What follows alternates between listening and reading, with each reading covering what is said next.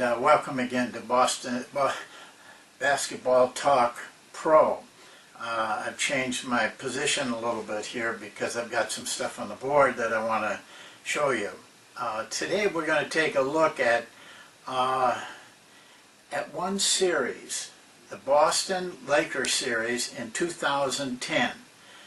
I very carefully did that entire series. It was 7 games, but I had to go through each game twice.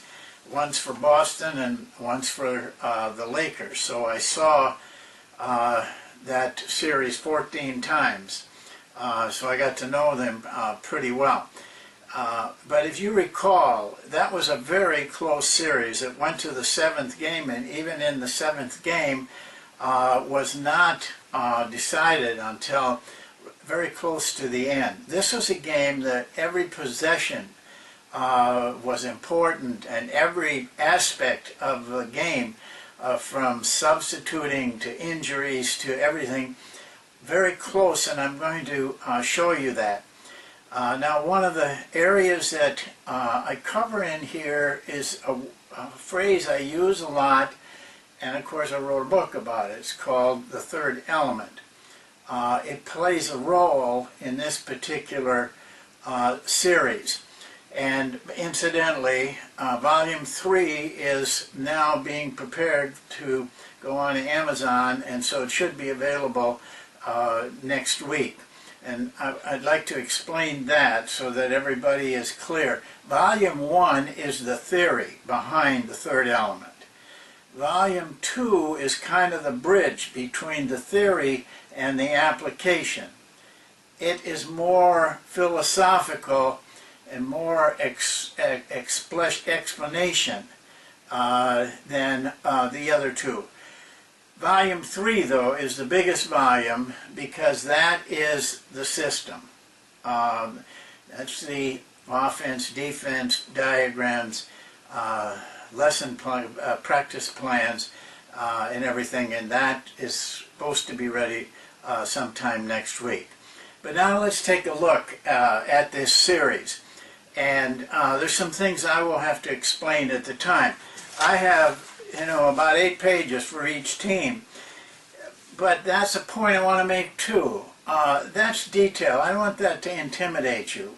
What we're going to boil it down over here is just to a few things, important things. But you need to do these behind-the-scenes things to get the accurate information so you can make solid decisions based on the few things that we're going to show you. So, having said that, we need to get started. And I think you should be all able to read this. It may be a little small, but I think it's readable, at least from my look at it. I've divided this into 2 parts, what we call scramble and what we call sets. Scramble is all those things in a game that are not part of the structure. They're not plays. They're fast break. They're what happens after a fast break. They're after a play breaks down, and when no play is run. Those are the 4 major categories in scramble. Well, in scramble, the Lakers had, in that 7-game series, had 565 times, and they scored 542 points in those 565 times. So they were scoring 0.79 points for every time they went into scramble. It accounted for 71% of their scoring for the night. Boston, on the other hand, had 542 times, 425 points scored, 0.78, and this accounted for 70% of the points in the game. As you can see, the numbers are very, very close. Now, in the sets, this is where the plays are, the screen and roll, out of bounds, all of the plays, the structured part of the offense and the stuff that runs at half court. Lakers had 419 in 7 games, scored 180 points.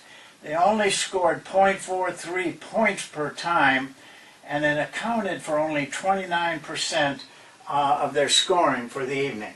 Boston was very close, 428 times, and they scored 178 points. That's a difference of 2 points, of course. They were .42 points per time that they ran one of those plays, and they accounted for only 30% of their scoring. The game you're going to see boils down to the Lakers, and we'll show you a little bit more. We're better than Boston in the area of scramble. The key area in scramble was the third element. The third element is what happens after a fast break that fails. What does a team do? What happens when a play fails? What do they do? And thirdly, when they don't run a play, which is a lot more times than you would think. Offensive rebounds that you kick out usually end up in just playing on their own.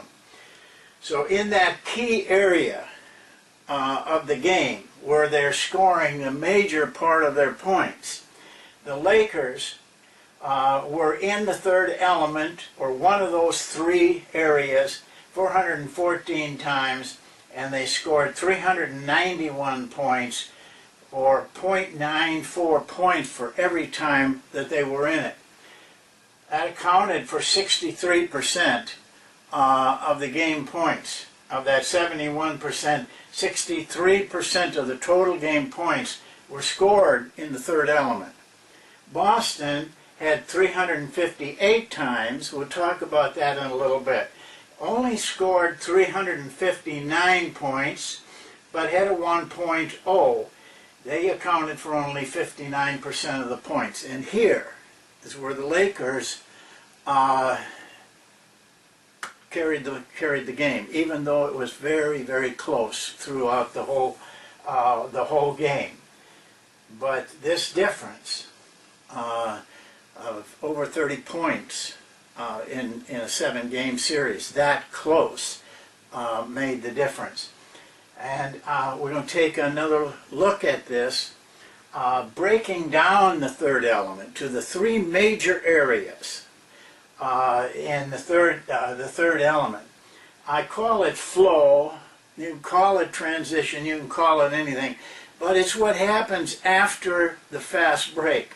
Most teams go from the fast break right into something. So it kind of flows in there, especially in the case of the Lakers. The Lakers did that 110 times, scored 100 points, .91 points every time they ran the fast break, and then it failed, and then it went into flow. Boston, 99 times, you can see it's very close, scored 99 points for 1.0. And I want to talk a little bit about that. Well, I'll talk right now. Boston tended to call plays at the end of the break. They did not take advantage of the fact that the Lakers were unsettled as they came into it. They pulled the ball out and called a play. That reduced the number of times, and my personal feeling was that had they had more times here, because they were doing well in it, they had a very good team, that could have made the difference in the series. But now go down to the second part of the third element. 288 times the triangle broke down, and the Lakers went into breakdown. They scored 172 points there, or .85 points per time.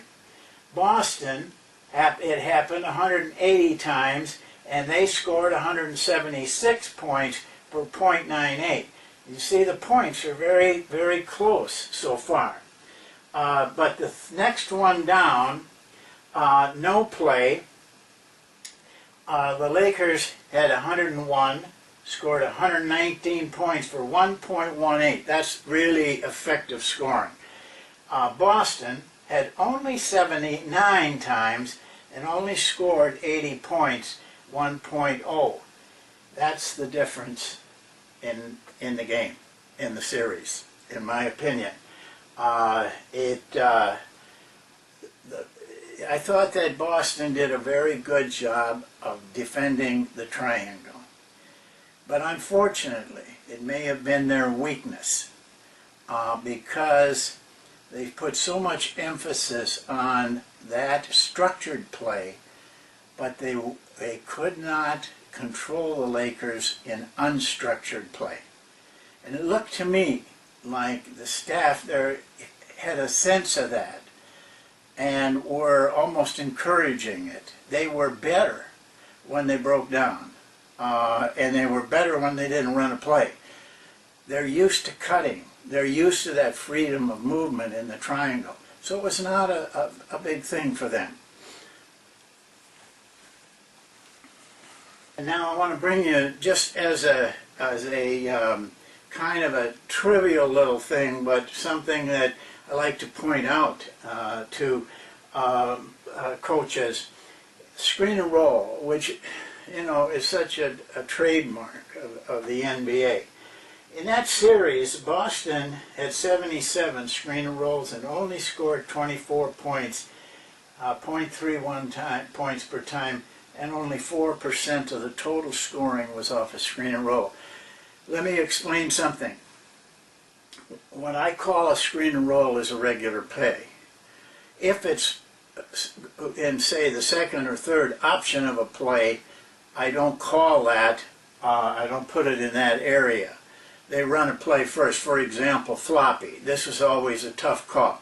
They run floppy, they throw to the wing, and nothing's happening, and the postman comes out and sets a screen at the ball. Well, it's very hard to tell whether that's part of the play or not. But we would not call that a screen and roll play. It then became part of the scramble area. There was a certain amount of that. But here's the key. The Lakers only ran 29 in the 7-game series where they lined up. It usually was late in the game and they gave the ball to Kobe. 0.45, which was not good but not bad, and they only scored 2% of their points. I remember seeing a study a couple years ago by Synergy. The two teams in the NBA who ran the fewest screen at the ball were the Lakers and Utah. Probably the two best offenses in the NBA, at least in a 30 or 40 year period. I think anybody would agree to that as far as their effectiveness is concerned. There you have it. It's kind of a quick look at one series, but it does bring out a lot of information that I think coaches need to consider. One is you need to take a look at coaching that part of the game that you're scoring most of the points in. I would say that in almost all of the things I did, and I've done 100 and some games looking at this very element, that the team that did the best in the third element usually won the game by a very strong margin. And yet coaches spend almost all their practice time on their plays and defending plays, which means when you get in a game like Boston and you're playing more without the knowing the plays, that in a scramble situation you're at a very disadvantage if you haven't prepared your players for that. Well, this is a little shorter, I hope, and have a nice weekend. This should come out on Friday, and then it'll be the weekend, but we'll be back with you as soon as the week starts, and I hope you have a nice weekend. Thank you.